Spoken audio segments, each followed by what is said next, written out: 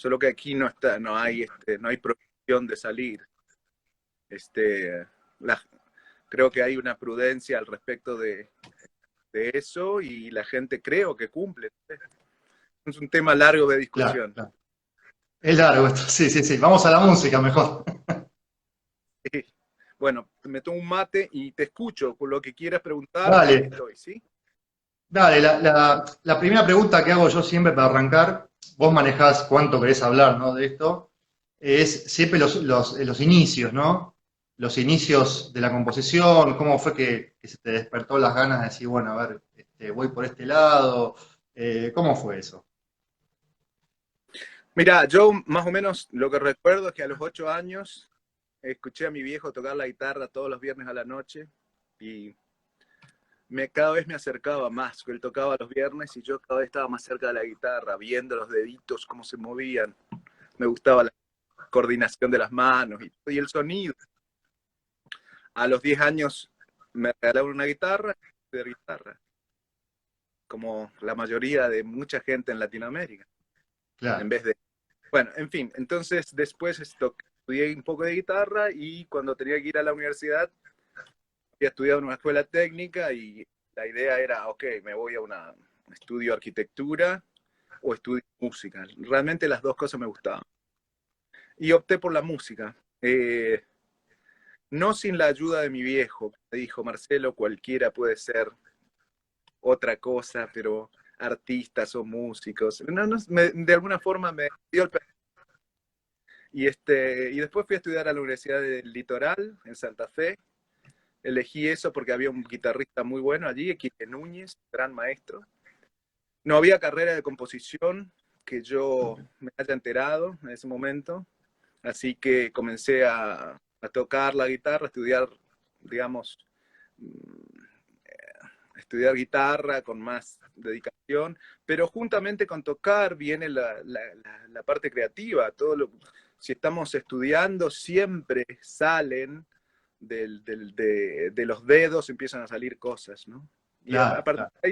a partir de esas cosas que fueron saliendo, empecé a interesarme más y más pero yo puedo hacer mi música, ¿no? Y me acuerdo perfectamente el día donde hice una música para guitarra simple, por supuesto, ¿no? Pero digo, esto me gusta, ¿no?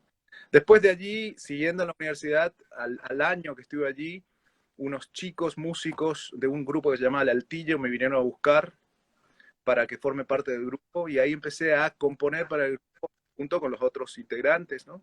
Y también me encantó. Al poquito tiempo fui a estudiar con Dante Grela Mirá. y fui a unos viajes a Rosario, Santa Fe Rosario. Estudié un año y pico con él. Y paralelamente conocí a Mariano Etkin, que fue muy importante para mí. Escucharlo a Etkin hablar de la música, de esa otra música que era Claro. extraña todavía para mí, hasta que en un momento hice un clic. No pasó mucho tiempo, hice un clic y ahí entré en ese mundo. Lo que le llama Feldman el salto a la abstracción, ¿sí? Claro, sí, sí, sí, sí. Me llevé, me fui metiendo cada vez más en ese mundo. Después me vine a vivir a Estados Unidos y aquí hice un máster en composición por fin y después hice un doctorado en Columbia bueno, ahí conocí a muchos compositores y compositoras. No, me respondiste una pregunta que te iba a hacer, que de cómo fue ese paso de que vos componías para, digamos, para un grupo de música, digamos, más popular, entre comillas, y Sí, después terminaste, ¿no? Con la música contemporánea, académica, bueno, pero no, te puedo contar un poquito más, ¿sí? Porque esta parte me parece interesante.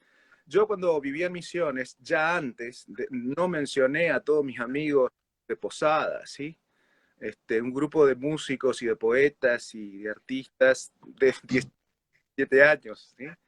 Eh, donde ya escuchábamos cosas, estábamos muy en contacto con música, digamos, músicas llenas de mucha cosa, ¿no? Hermeto Pascual, Zappa y claro, otras gente. Entonces, no hay casi salto de esa música y un espacio de vanguardia o de música contemporánea, ¿no? Eh, totalmente. Al tal punto, por supuesto, que sí, me sigue interesando toda esa música, sigo escuchando, sigo disfrutando enormemente. Y no la puedo hacer. O sea, en algún momento, Claro, un momento decidí cambiar de rumbo, o no decidí, pero cambié de rumbo. Pero toda esa música es tan compleja y difícil de realizar como otra música, ¿no? claro. Hay que hacerla bien, ¿eh? Tal vez, digo, el Cuchi Leguizamón fue el que no unió en alguna medida, ¿no? Lo académico con lo popular y toda esta ¿Quién? cuestión de la, ¿no? ¿Quién? ¿Quién? El Cuchi Leguizamón, Sí, en algún aspecto, sin duda. en Eh, algún aspecto, ¿no? un espacio, pero hay muchos otros. O sea, a la misma altura de Cuchi, qué sé yo, está Remo Piñón, Santa Fe, en Rafaela. Hay muchos otros músicos que dentro del espacio de la música popular crearon un mundo muy interesante y sigue habiendo, ¿sí? Muchos de mis grandes amigos, que al menos yo los considero amigos, ¿no? Son músicos que están trabajando en ese espacio, ¿sí? Y que siguen desarrollando cosas increíbles dentro de ese espacio, ¿no? Pues, Claro, digamos, claro, unos, Carlos Aguirre, el Negrito Aguirre, claro, sí, sí, ¿sí? sí, claro. Eh, por supuesto, aquí, bien argentinos y latinoamericanos viviendo aquí, que hacen una música que no se puede caracterizar de ninguna manera, no se puede poner en ningún espacio, y es música que vuela la cabeza, ¿no es cierto? El grupo, por ejemplo, Vaca Seca, ¿lo conoces? Sí, sí, claro, claro. No, pero hablaba de otra gente también que hace músicas que ni siquiera se pueden, digamos, encasillar en ningún lugar, ¿no? Claro, Hablo con totalmente. Leo Genovese, por ejemplo, que hace una música, él hace muchas cosas, es muy multifacético, entra en diferentes espacios estéticos diferentes, todo se mueve muy bien, con un pez en el agua, pero al mismo tiempo tiene su música que es un mundo increíble, que bueno, algún día tenemos que conocer más. Sí, eso es un mundo aparte, eso, ¿no? Separando lo que es la música contemporánea, hay como un, ¿no? Pues, después está, digamos, también como para conectar estos espacios, está Gerardo Gandini, que hizo lo opuesto, Claro, ¿no? Que viene de toda una tradición de música clásica contemporánea y después metió sus dedos en otro espacio del tango y lo llevó a otro espacio también y así, ¿no? Es allí, en esas aguas, donde a mí me interesa, mm, digamos, me interesa estar con mis oídos, ¿no? claro. No, no es que voy a hacer ese tipo de música, poco, quizás sí, quizás no, me gustaría, pero no se dieron más oportunidades. Pero creo que ese espacio es muy vital, ¿sí? Ahora, ahora voy a conectar esto que vos me decís, que a vos te gusta esa música y lo que vos hacés, me voy a meter en tu música ahora, ¿Cómo no? eh, que me llamó siempre la atención, independientemente del sonido, que me encanta, pero me llamó mucho la atención lo que es la partitura, ¿no? Yo siempre me pregunté, ¿no? Cuando veo tus partituras, digo, escribe a mano, ¿cómo piensa la música? ¿Cómo es toda esa cocina, esa arquitectura? Un poco entendí que me dijiste que vos estudiaste arquitectura o que estuviste un estudio técnico en algún momento de tu vida.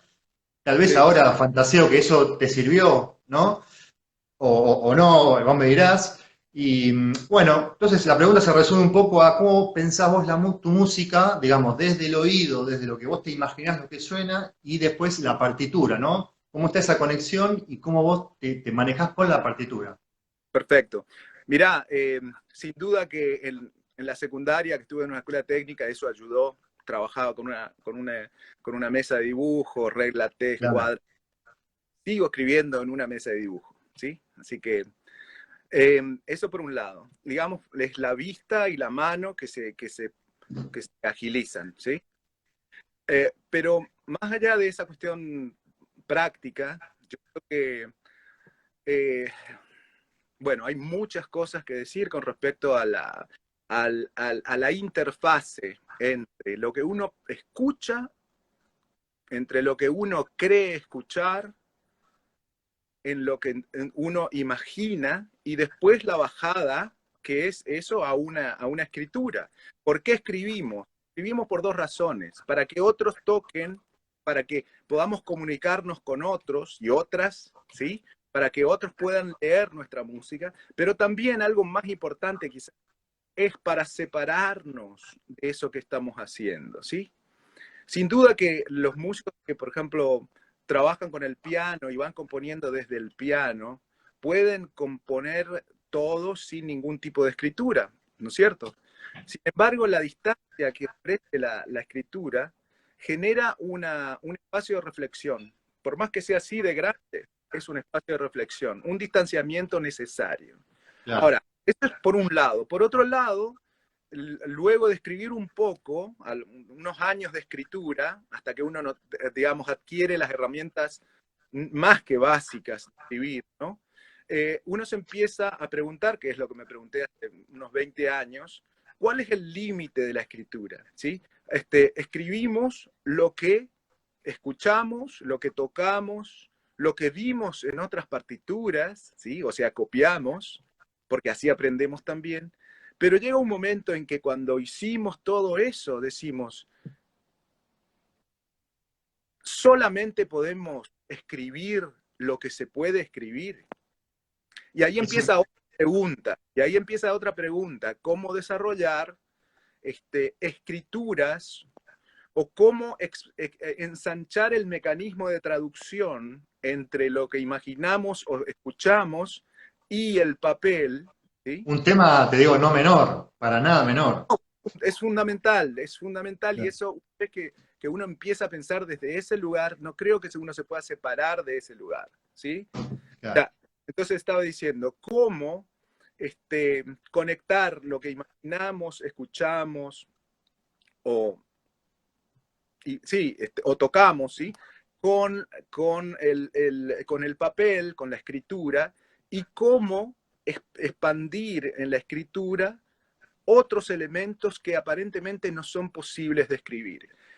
Fue el año 1998, ¿sí? Cuando escribí la música que se llama Aliento a Arrugas, una pieza de flauta que es muy conocida, ¿no? Hace 22 años ya. Yo alquilé una flauta y empecé a tocar, ¿no? Y cuando empecé a tocar, por supuesto, empecé a hacer cosas que mi cuerpo me pidió hacer, ¿sí? Porque ese es otro tema, o sea, el cuerpo tiene que formar parte de la música, ¿no es cierto? Entonces, mejor dicho, no es que tiene que formar, forma parte, ¿no? Cuando empecé a hacer sonidos de este tipo, Sin digo, tomar ninguna clase de flauta previa. no, yo si hubiera tomado una clase no hubiera hecho esto, ¿sí? Claro. Después hablamos de la parte académica, ¿sí? En todo caso. Pero creo que estudiar también, estudiar académicamente limita muchísimo, cierra muchas puertas, ¿sí? Ordena un poco, pero cierra puertas. Bueno, en fin, el tema es que tocando en la flauta esos sonidos, digo, ¿quién escribió esto en algún momento? Yo ya había conocido muchos compositores que habían escrito muchas músicas y demás. Yo nunca vi escritura de ese tipo en ningún compositor y ya conocía a los grandes, ¿sí? Claro. Entonces, eso me empujó, esa música la escribí muy rápido, en pocos días, pero me empujó a escribir, a crear una notación que refleje exactamente esto. O sea, en la escritura hay dos formas. O se escribe la acción o se escribe el resultado. Y muchas veces se escriben las dos cosas también, ¿sí? Entonces, yo habré escrito la acción o el resultado, digamos, no importa en este momento, pero eso fue lo que le abrió el espacio de reflexión.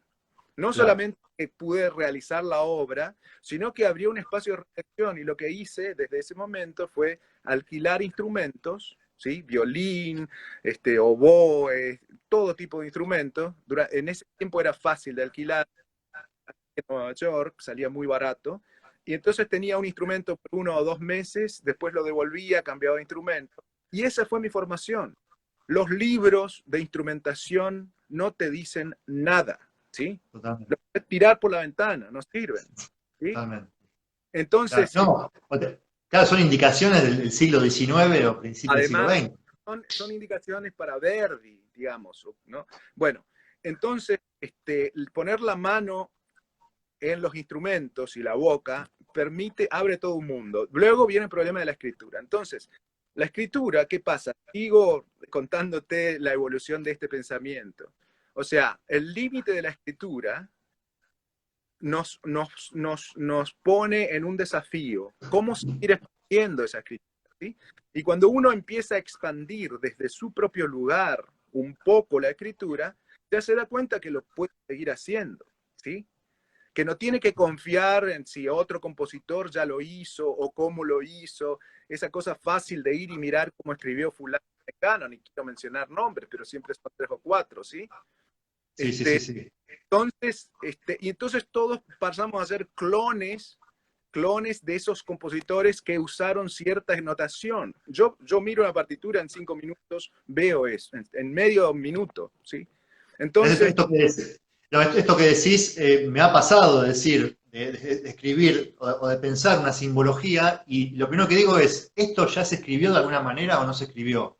Así está que es bien, interesante lo que estás planteando. está bueno saber, porque no vamos a inventar la pólvora cada segundo, ¿sí? Está bueno saber, pero también está bueno saber que la utilización de códigos ajenos nos empuja a escribir igual, ¿sí?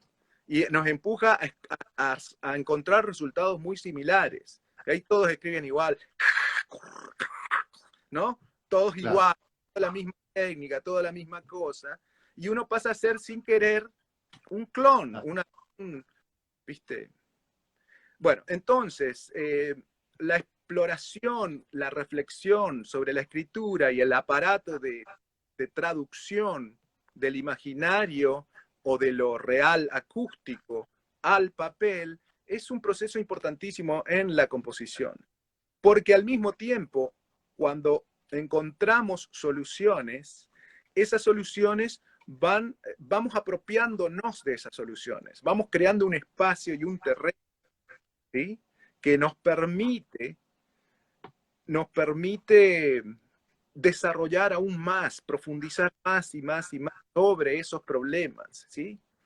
Ahora, hay otro punto más importante para mí explicar o contar, que primero, digamos, durante una etapa, yo en mi caso particular investigué instrumentos, aprendí primero a tocar a mi manera muchos instrumentos, desarrollando una cantidad de técnicas extendidas personales, creo yo, por más que lo Claro. haya usado otro, pero hay una paleta de posibilidades bueno, entonces, y luego la escritura de todo esto, ¿sí? La escritura de todo eso refleja lo que uno imaginó o lo que escuchó o lo que uno hizo sonar. Pero para mí, en otro momento, ya hace unos cuantos años, ocurrió otra cosa, lo elíptico. ¿Qué quiere decir? O sea, uno escribe lo que escucha o imagina, ¿sí? Pero luego, en un momento, y esto es para mí fundamental, la escritura misma se transforma en la punta de lanza para lo desconocido, ¿sí? ¿Qué quiere decir?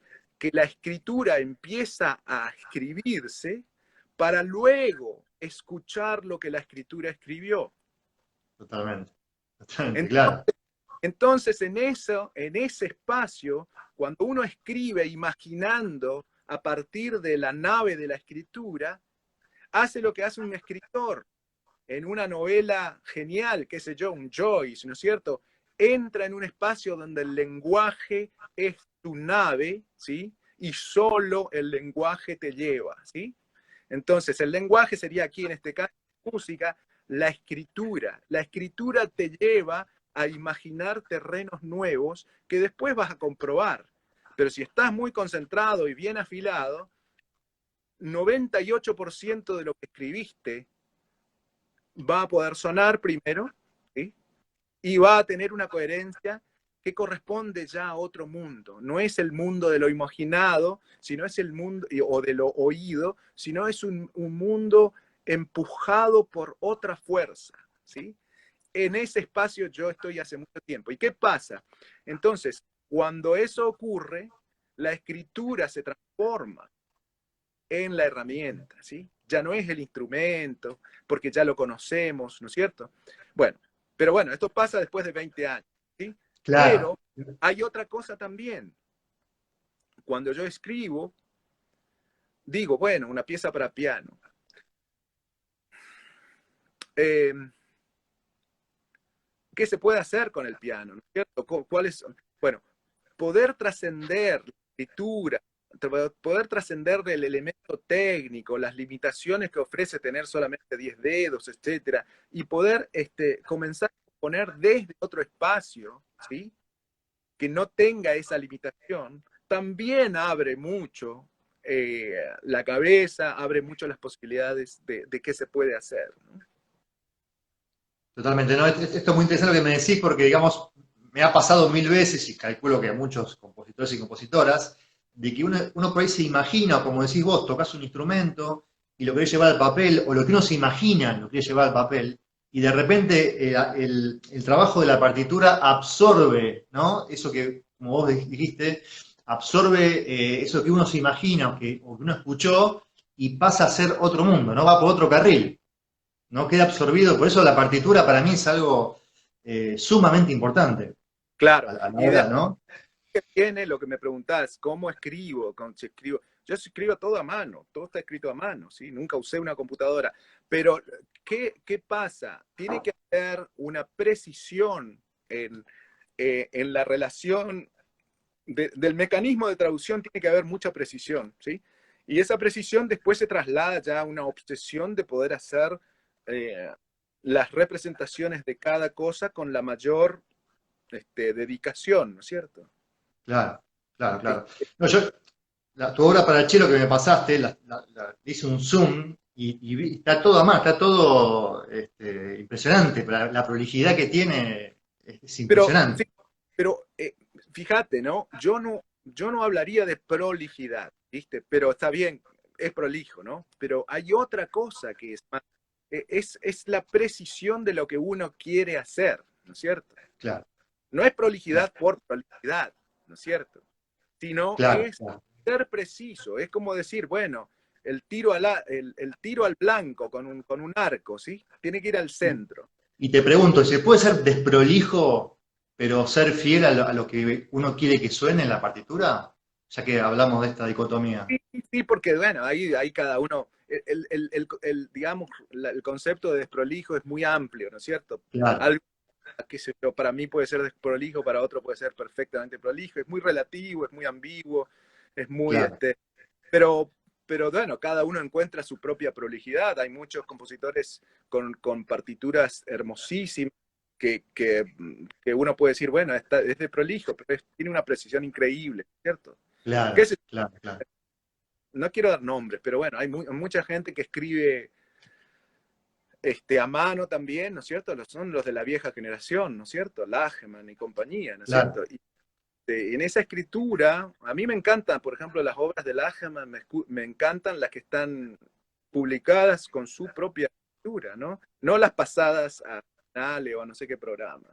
Me encanta ver la partitura real, ¿no? Claro. Porque está hecha por él, porque no hay copista allí, en ese caso está escrita por él, ¿no? Claro. Que, También Anton Weber también creo que ha escrito también a mano algunas cosas.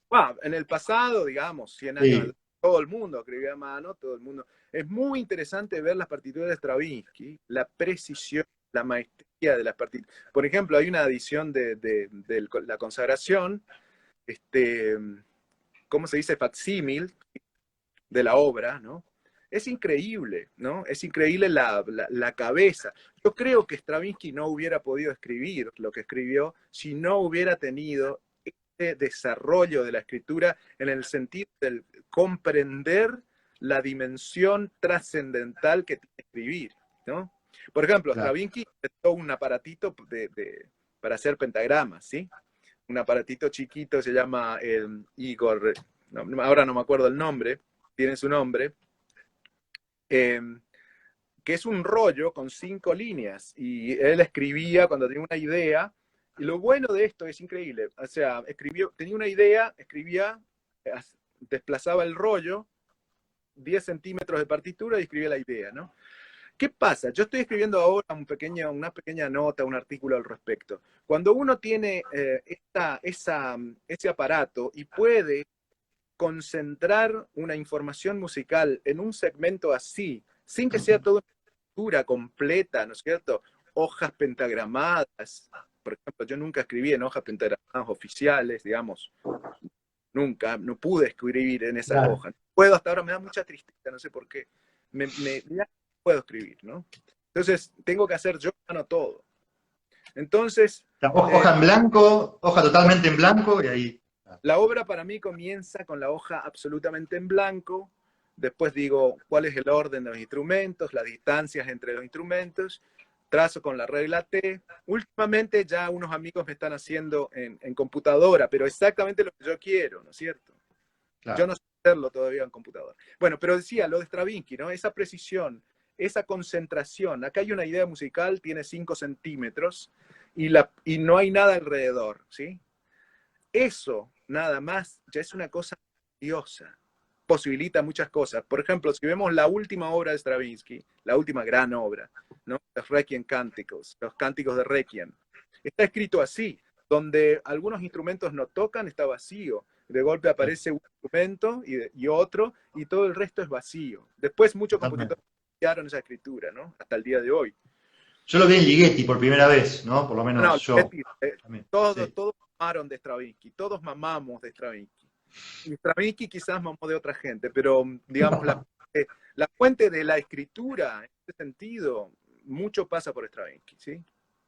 Y te repregunto ahora lo que dijiste vos del tema de la escritura, independientemente de lo que ya hablamos de lo que tendría que sonar y la precisión, todo esto, la cuestión, uno no piensa también un poco en el instrumentista, cómo el instrumentista puede mirar la partitura y entenderla Es como parte, parte del funcionamiento de la obra, ¿no? mirá, el respeto que un compositor tiene hacia un instrumentista es escribir lo más claramente posible, ¿sí? Escribir todo con la mejor, digamos, precisión, pero además sabiendo lo que uno está escribiendo, ¿sí? Yo vi situaciones donde un instrumentista está tratando de descifrar algo que no se puede tocar, ¿no es cierto? Entonces, uno, digamos, tiene que responsabilizarse, tiene que escribir eso que no solo que se puede tocar, porque aquí me voy a contradecir aparentemente, pero hay un salto en algún momento, ¿sí? Eh, una cosa es escribir algo que no se puede tocar y que uno no sabe, y otra cosa es comenzar escribiendo desde un espacio donde la cosa ya uno sabe que es imposible, ¿no es cierto? Es Claro, otra cosa. es otra cosa. Claro, claro, claro. En una obra que se llama Luminous Emptiness para 7 músicos, dura 75 minutos, la toca el Clan Forum Viena, ¿sí? O la tocó, mejor dicho.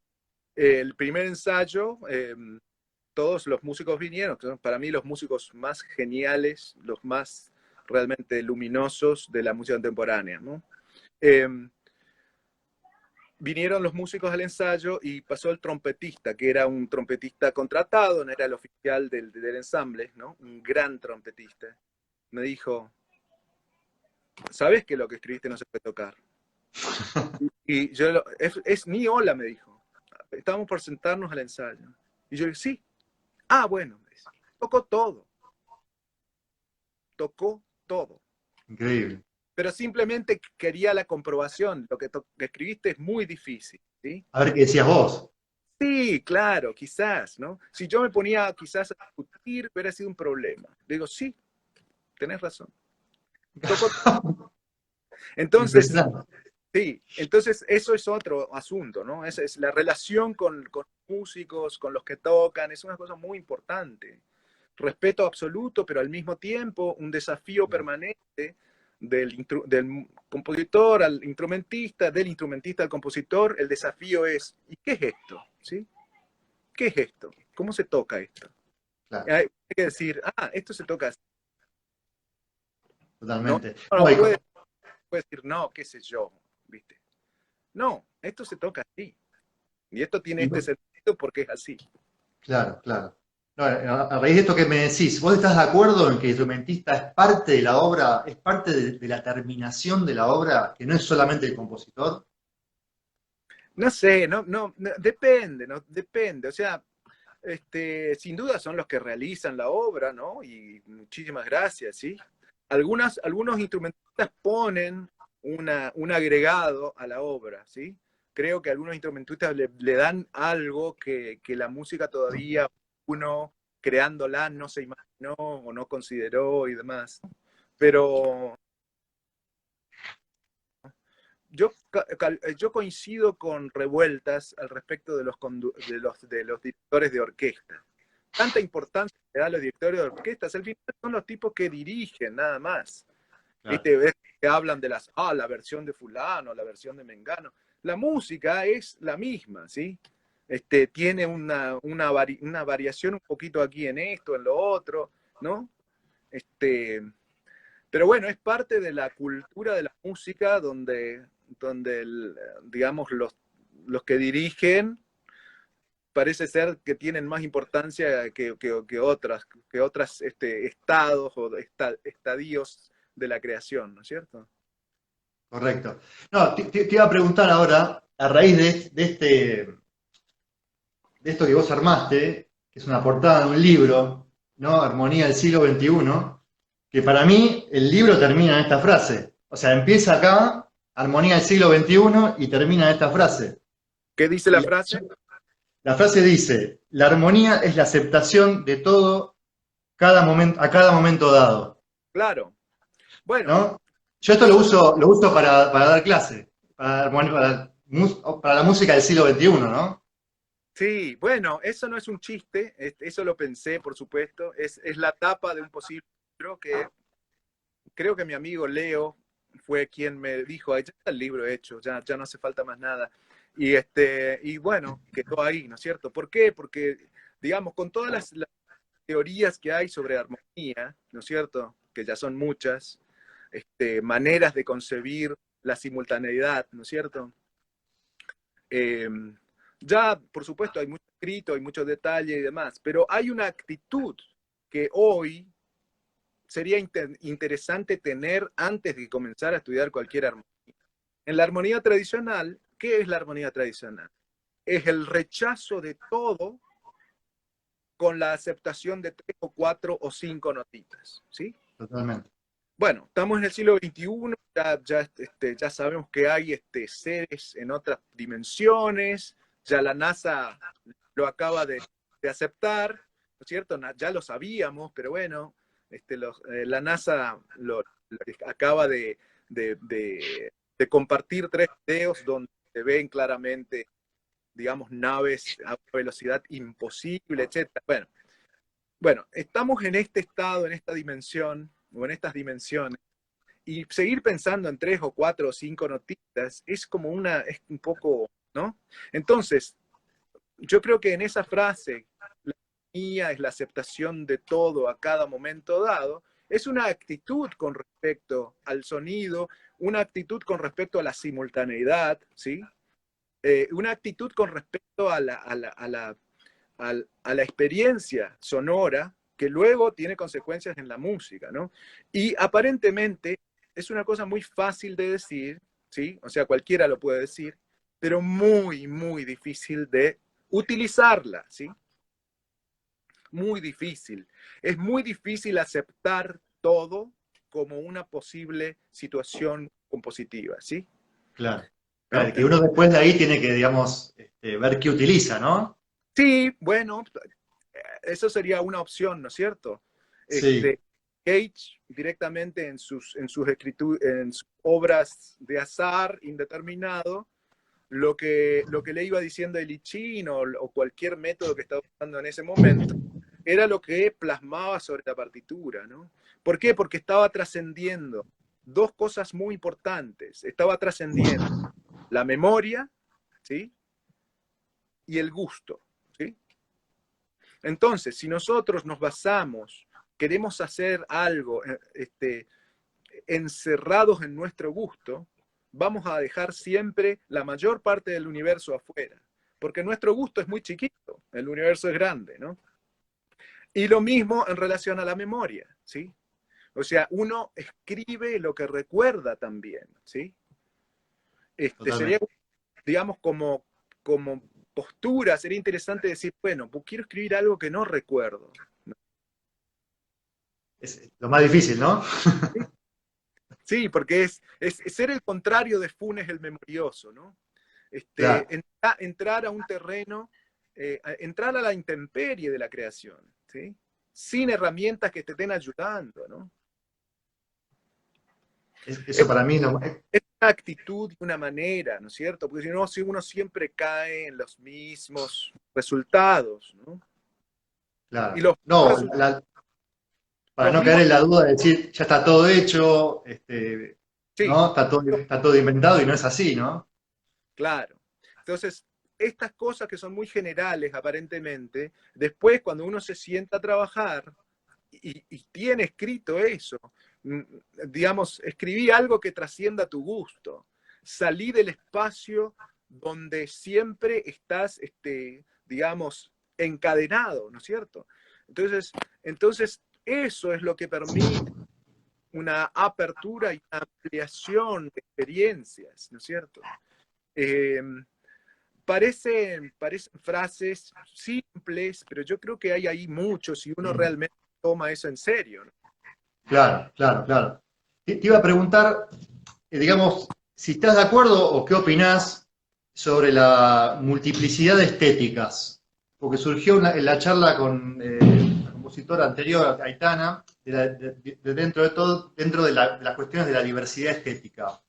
Entonces, ¿qué opinás con respecto a eso? Si escuchás una obra de un compositor que, digamos, no es tan tímbrico, sino hay mayor carga de notas, y de repente un compositor que es más puramente tímbrico, con ciertas innovaciones en la partitura. ¿Qué opinás de eso?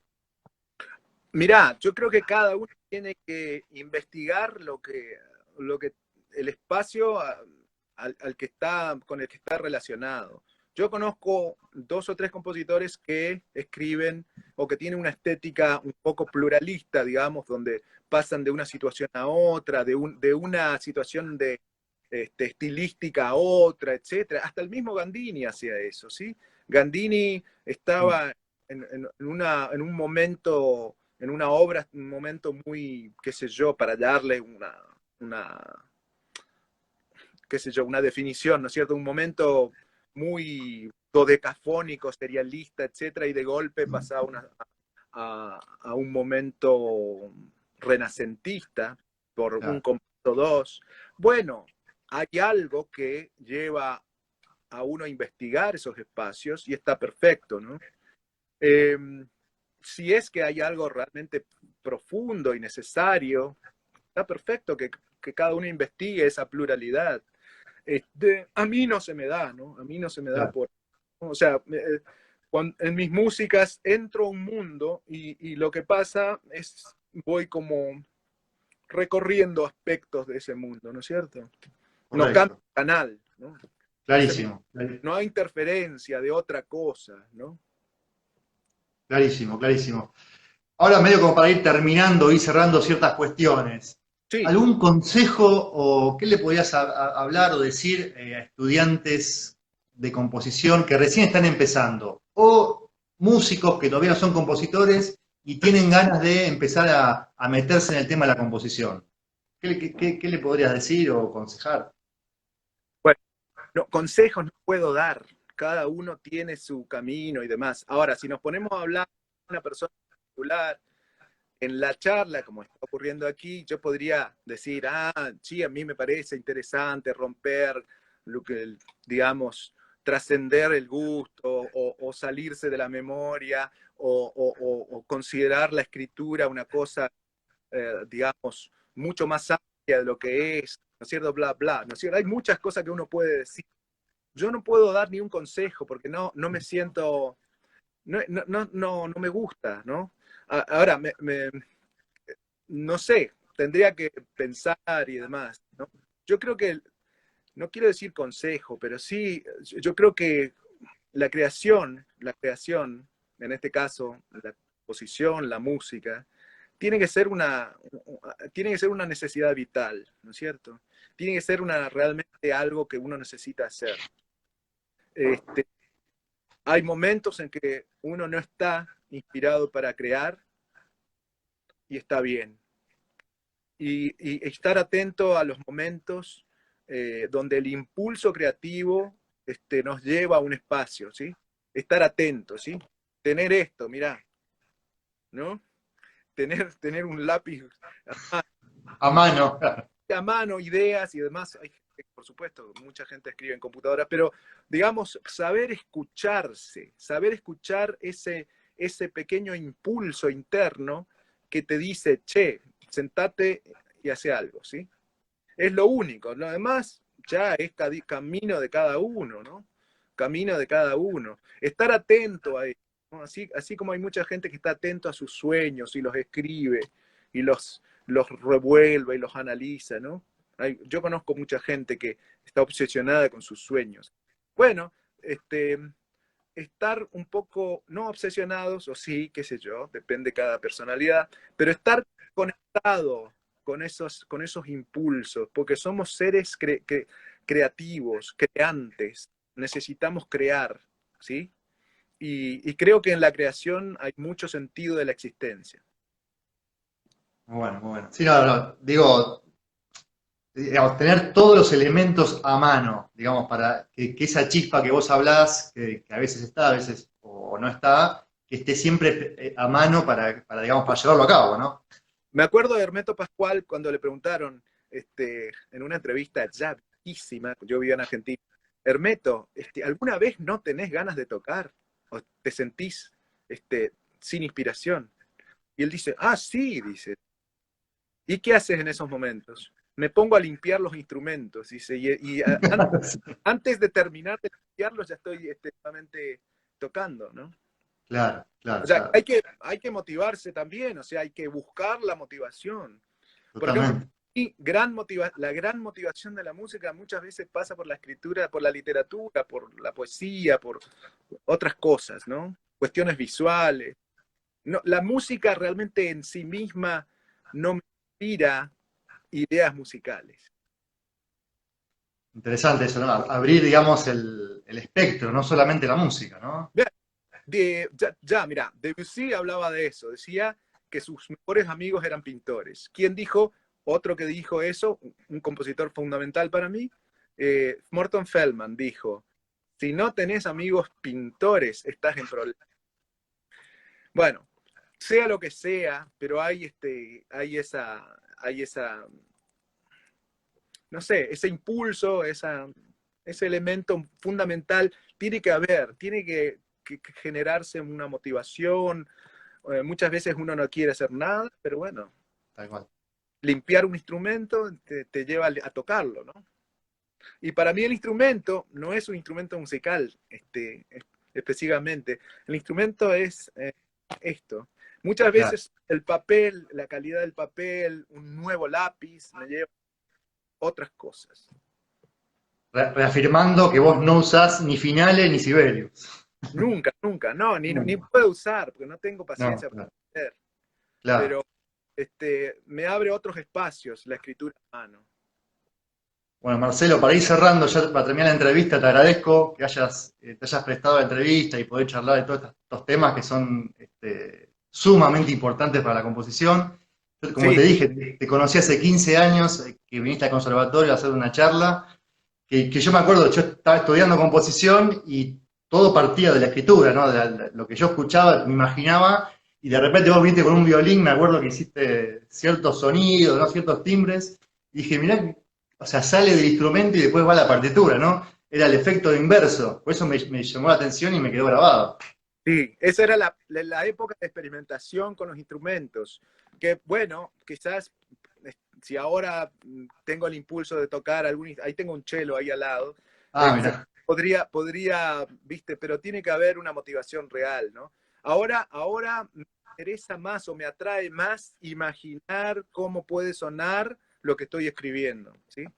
Por claro, supuesto, claro, con conocimiento de causa, ¿no? Con conocimiento de causa, con mucho tiempo de escribir, ¿no es cierto? totalmente. Claro, claro, claro. Bueno, Marcelo, te agradezco la entrevista entonces. Bueno, gracias Martín. Te voy a Veo, mandar, sí, perdón, ahora recién estoy viendo que hay una cantidad de mensajes, saludos y demás. Mi amigo Leo, mi hermano Leo, de saludos también. Bueno, saludos a todo el mundo ahí, ¿no? Y bueno, qué lindo poder compartir en este momento de cerrazón, en este momento de encierro, poder compartir desde este espacio que nos lleva a otras dimensiones. ya el hecho de la entrevista ya es creativo, porque estamos charlando de estos temas y tal vez a mí me dispara algo, ¿viste? Claro, claro, sí, sin duda, a mí también. Bueno, después te voy a mandar después te voy a mandar por mail la entrevista. Bueno, muchas gracias, Martín. Saludos a ¿Eh? todo el mundo, ¿sí? Bueno, Marcelo, chao, gracias, ¿eh? Un abrazo Chao, grande. chao. Chao.